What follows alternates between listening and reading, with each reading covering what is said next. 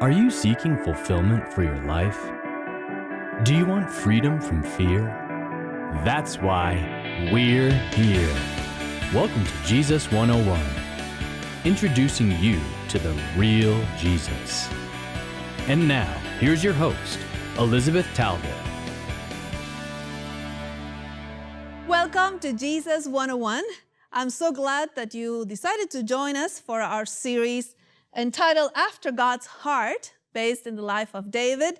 And it's a study in brokenness, how when God chooses you for something, many times He will allow times of growth and brokenness and in-between times and caves and all kinds of other things, not just, Goliath victories.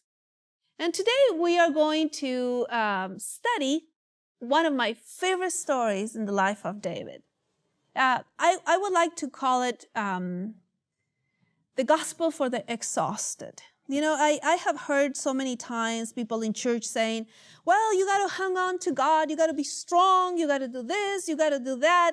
But the gospel teaches us that when you can't hang on to God because you just don't have one more prayer left or anything else, that God still hangs on to you, that you're in His grip. Even when you cannot hold on, God still holds on to you. And I want to start with a story. My husband, Patrick, one time was walking in Buenos Aires, in Argentina. We have this very large, many lanes avenue, like 6 and 6 or 7 and 7, I don't remember how many. And there's a bridge that crosses it very close to an office that our church had there. And one time he was crossing this bridge and he saw a man that had a weird look on his face in the middle of the bridge. And he decided to look back when he got to the corner because his eyes stayed on him, When he looked back, he saw this man that had jumped the little wall that they had. And one leg was already on the other side and he was about to put his second leg to jump into the ongoing traffic underneath. And this was a sure death. This is a huge avenue. And Patrick started running back. He run back. And when the man was about to jump from the bridge, Patrick was able to lock his arms around this man from behind, from the other side of the half wall. And the man kept saying, please let me go. I want to jump. And Patrick kept saying, God loves you. God loves you. And they're wrestling, one for life and one for death. Patrick trying to keep this man on the bridge. And finally, the man could not jump because Patrick wouldn't let him go. And so he came back to the other side of the wall and he started crying. He said, I'm a Christian, but I have lost my faith. I have lost my hope. I have a 3-day-old baby and I don't have enough money to give her milk or anything. So I decided to just jump off.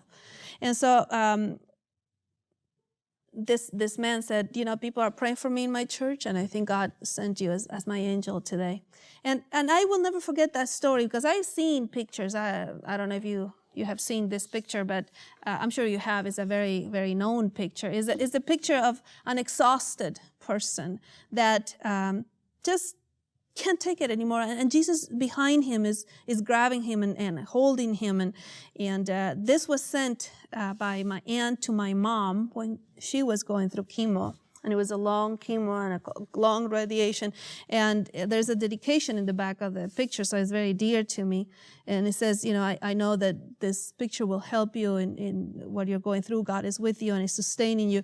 But this view of God, that God is there for us even when we lost the ability to hang on to Him. It's probably more than a lot of people believe. They don't realize that God is that good, that you're in His grip and His grip is that strong. And that even when you don't have one more prayer left, when people say, just pray or just do this or just do that, and you're like, I can't, I don't have anything left. That even in those moments, God is still you're still in His grip. He hasn't let you go. And so today we're going to study the gospel for the exhausted, which I absolutely love this story. And to help us do that, we have again Pastor Mike Tucker. Welcome, Mike. Well, thank you. I'm so tired, so exhausted, but I'm glad to be here nonetheless. You're not exhausted. You have more energy than all of us can handle here in this studio. Well, so we're trying to work. They've been trying to slip me pills to calm me down, I think. So. Yes. Well, thank you for being here because one of the reasons why I love to have you here is because our theology is so similar, right? Yeah, it is. And so many times people in a more legalistic view say, well, you got to pray that many hours a day, you got to do this. But sometimes you don't have it left. You don't have it left. And God says, I'm big enough even for those moments. Yeah. And the levels of exhaustion with that type of theology, you have to do this, you must do that, that comes quicker for me than almost anything else. I don't even have to be at the end of my rope to feel that exhaustion. I used to go to meetings where they would say, you have to get ready for the second coming of Christ, and then they would never tell you exactly how, but the implication was that it had something to do with the length of my hair or my dress or where I went for entertainment, that sort of thing. So I finally did an exhaustive study to find out what it takes to be ready for the second coming of Christ, and there's only one thing: live in Christ today. Yes. He's got you. He's got this. Yes. Trust Him and today. Rest in that Him. understanding. That's what the term Sabbath means. Stop. Rest. Yeah, rest. Trust in Him for your salvation. Absolutely. And many people that do keep this day holy, they make it more of a burden than, than a rest, right? But it's intended to be rest, recognizing that He is the author and finisher of your salvation. Exactly. The Creator is the Redeemer, so rest. Absolutely. So today we're going to see a story that is not very known about David, and that I think is one of those stories that really teaches us why David was a symbol of Christ. And actually, I think you'll find it fascinating. We start on 1 Samuel again because we're doing 1 and 2 Samuel in this series. And in 1 Samuel, things are going from bad to worse for David. And when we start on chapter 27, he flees to the Philistines, and you're going, what? The Philistines were the people that he was fighting at the beginning. He killed Goliath, who was a Philistine. He's killed thousands of these people. Yes, but now he is going there, and he's looking for asylum or something on the other side, and the Philistines.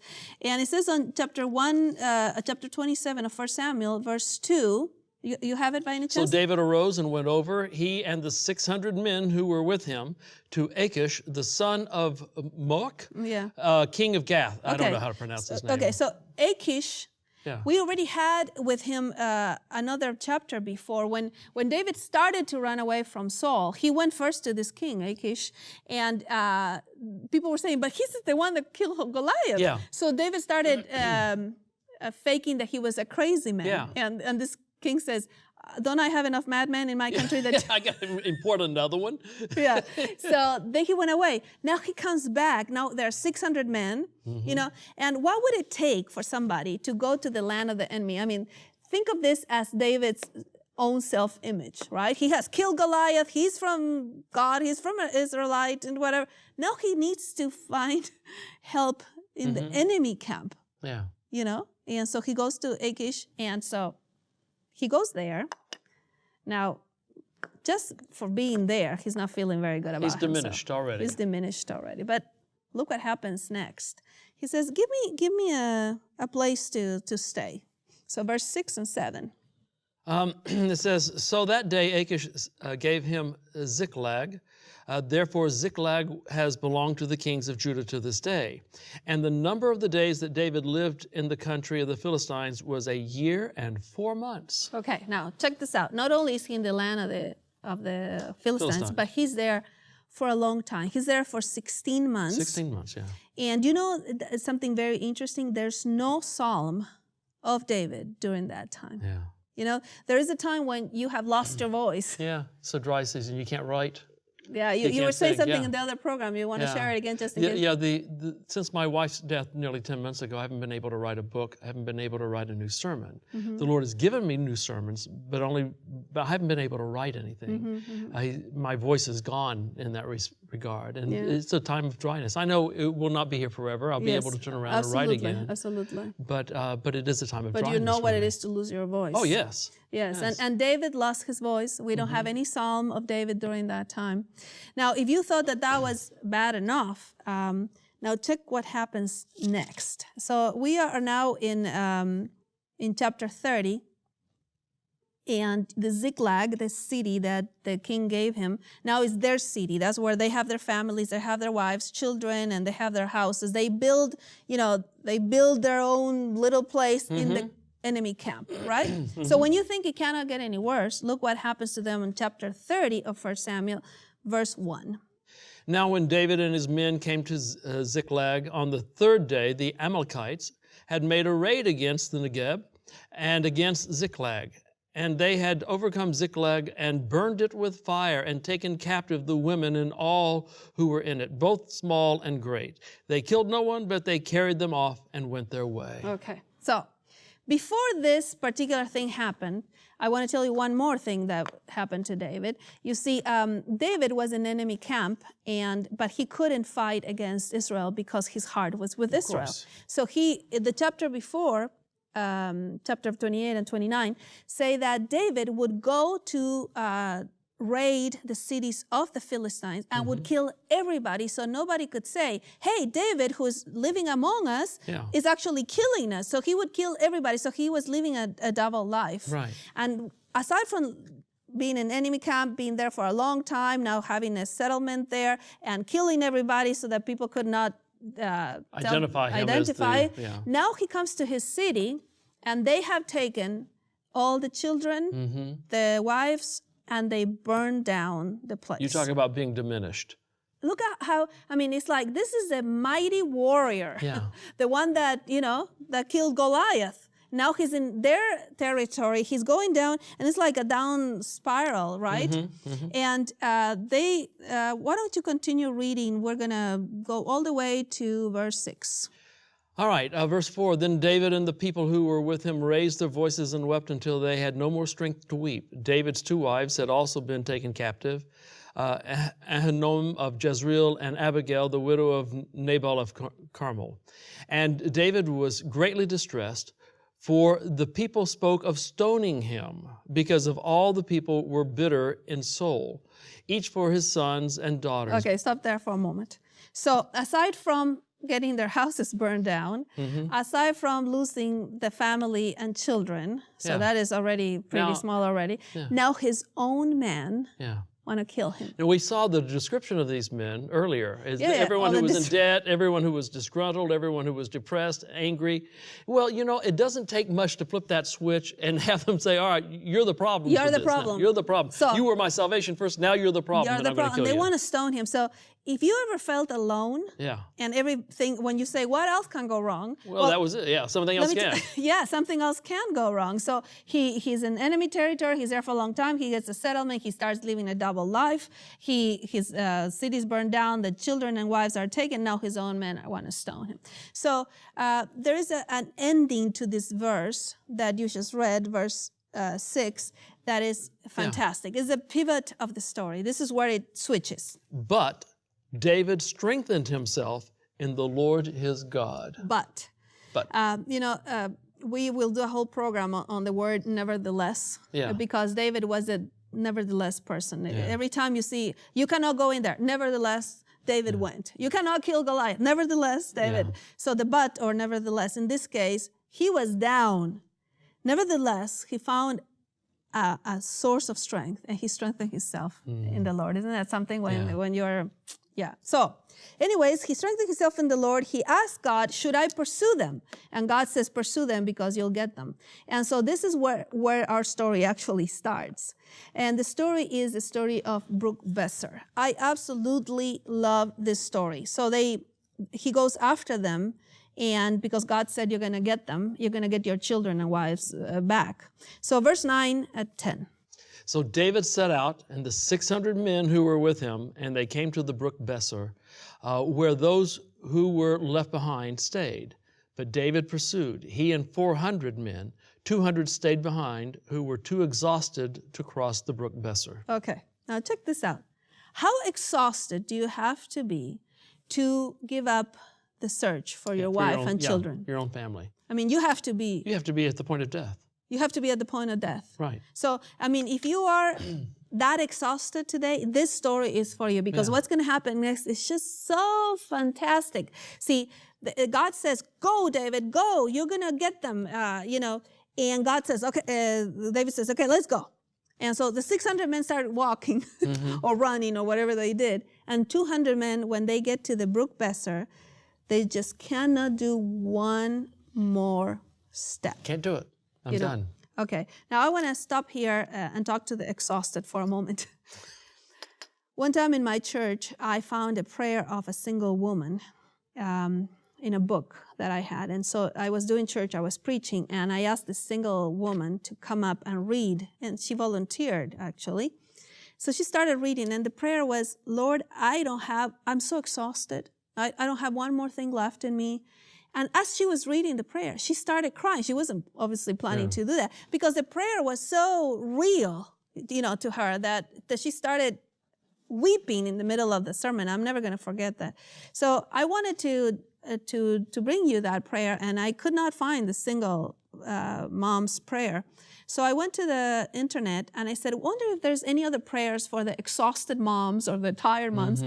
I cannot even tell you how many prayers come up, how many websites come up, how many places. And I found this one website called graceformoms.com, and they had a prayer of the tired mother, the tired mom. And so I printed it, and do you mind reading it? I don't mind. I'm not a single mom, but I'd be happy to read. No, this is not a single mom. This is a regular mom, but All right. mean, anybody and I'm not can a mom. be. Yeah, you're a dad. Lord, I'm tired, soul-achingly, bone-crushingly tired. I don't have the energy to wash one more dish or article of clothing. I'm unable to care at all about the cleanliness of my kitchen floor or my bathtub. Do you see me? Help me, Lord. My children are small and they need me. My husband is grown, but he needs me too. I need me, Lord. Can you help find me? I feel like the demands of my days have sucked the breath out of my lungs and for sure the spring out of my step. Is there a way out of this vicious cycle of living? Because if there is, I need to find it. I need you to show it to me. Along with this new school year, I really need a fresh start in living. I need a jump start on my worn down heart. I dream of vacations in remote tropical places and hidden mountain retreats with enough time to pay back my sleep debt and clear my fuzzy brain. Whisk me away, Lord. Let your spring of life bubble up in me and overflow. Let my heart be renewed as you wash over me with your presence. Bring me back to life, body, soul, and spirit. Speak deeply into my core and create a new strength in me. Awaken the powerful daughter that you say I am, and let me see what you see in me. Give me a fresh faith to take you at your word, and more than that, to stand and live out your word.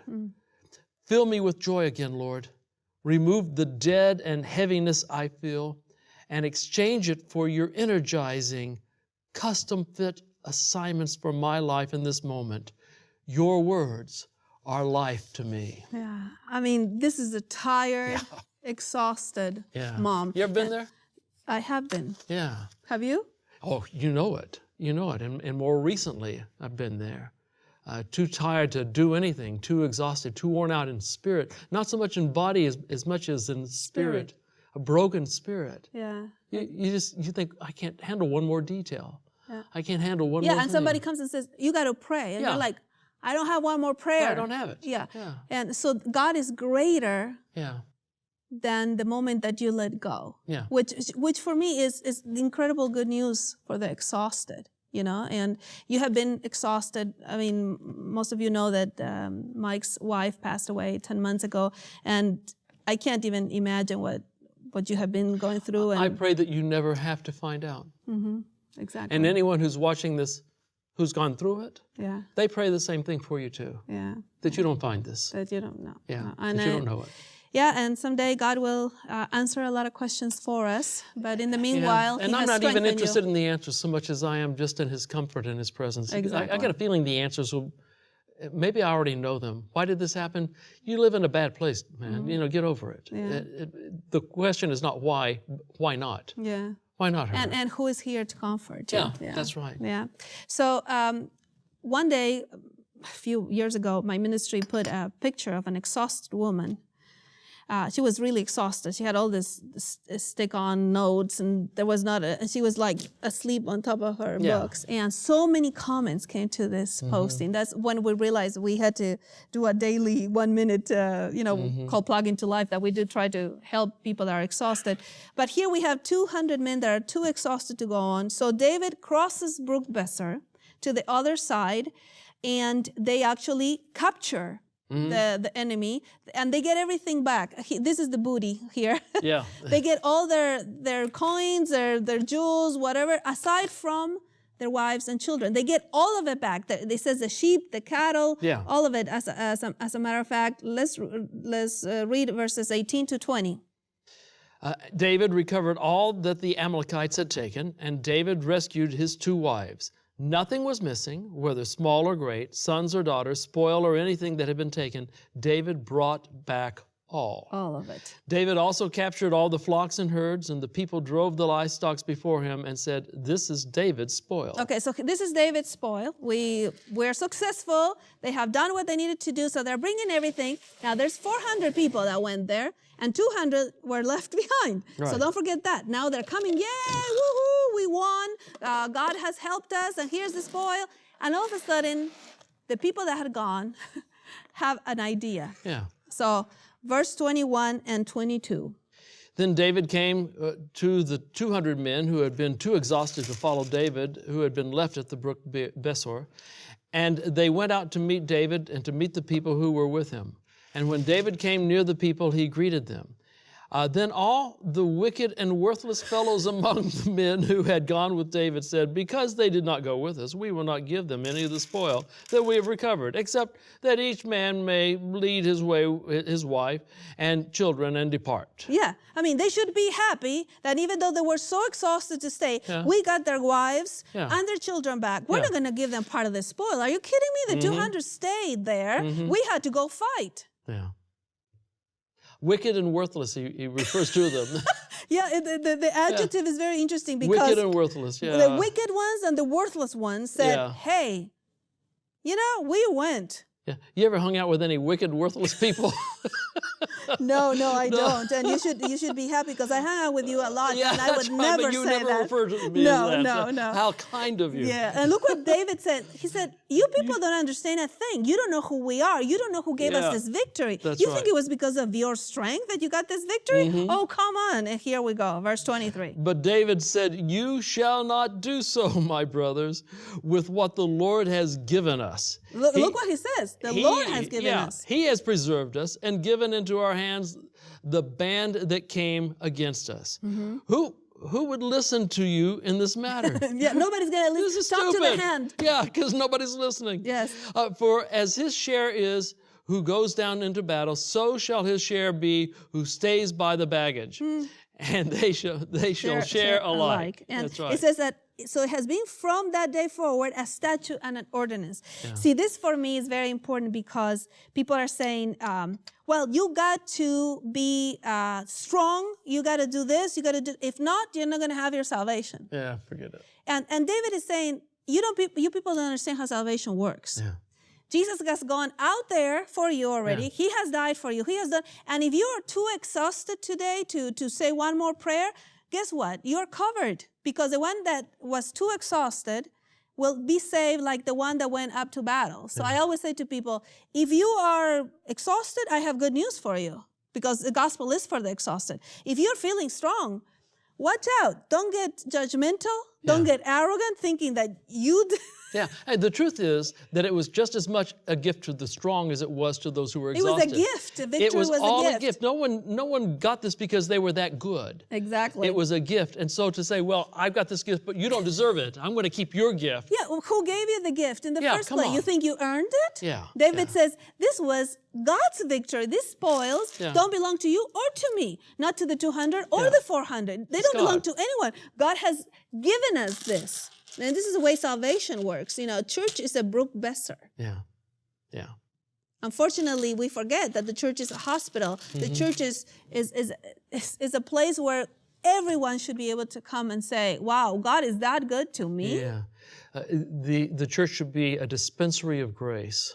Yeah. You know, that's what where we're we here are. for. That's right. You know, Because it reminds us that nothing we have comes from our hand anyway. Not our Nothing, salvation, not a thing. not our possessions, not our relationships. It all comes from Him anyway. Absolutely. It's all a gift. You know, most of you know Isaiah 53. Isaiah 53 is what is called the proto-gospel. It's like the gospel clearly in the Old Testament. And I love the fact that at one point it says, He will divide the booty. Yeah, yeah. You know, he will divide the spoils with the meek, with all of us, because He is the one that got the spoils. He's the one that died in our place. And He says, hey, Mike, you can have some of this. Right. And you're going, But I didn't do anything to deserve this. exactly, says God. Exactly. You know, this has been so powerful to me that I wrote a whole book on this called I Will Give You Rest. And if you live in the United States, we would love to send this book to you free. All you have to do is download our app, Jesus 101 app, and where it says book offer code, put exhausted. And if you put exhausted, we will send you this book that I wrote, I Will Give You Rest. And it's based on the very known verse, come to me. All you that are labor and heavy laden, And I will give you rest. And this verse became very important to me, as you know. I spent 8 years on this verse in my PhD dissertation. And we have it in the back of our bookmark. Come to me, all who are weary and heavy laden, and I will give you rest. Take my yoke upon you and learn from me, for I'm gentle and humble in heart, and you will find rest for your soul. So this picture, I looked for it for many years until I found the perfect picture that shows this exhausted little girl hugging Jesus. And I thought, hey, Nice that's me. So what I did, I put it in the cover, and a person the other day, they gave me this gift, if you help me. I'd be delighted to help you. They took the cover of the book and made a picture. Isn't that gorgeous? That's gorgeous. That's gorgeous. It's so gorgeous. So I have it in my office now because it reminds me that the gospel is for the exhausted. Thank you so much for being with us. And I'm going to head to the cross. I think this is a very, very important point because I have heard so many people saying, you got to do this, you got to do that. If you don't do this or that, you won't be saved. And God says, look, none of you, not the strong, not the weak, not the ones that are feeling woohoo and the ones that are exhausted, none of you can do this. I have done it for you. I have crossed Brook Besser. I have crossed to the other side. I said, it is finished, says God. And now I give it to you as a gift. Come to me, all who are weary and heavy laden, and I will give you rest. I think that David acted exactly like Jesus in Brook Besser. If you're exhausted today, I want to tell you I have great news for you because the gospel is for the exhausted. If you happen to be feeling really strong today, be careful. Don't start judging those that seem to not do things exactly the way you would like them. And be aware that even the victories that you have been given are not from you, they are from God. So remember that. The good news of the gospel is that the good news is for the exhausted. That's why David was a man after God's own heart. Be blessed.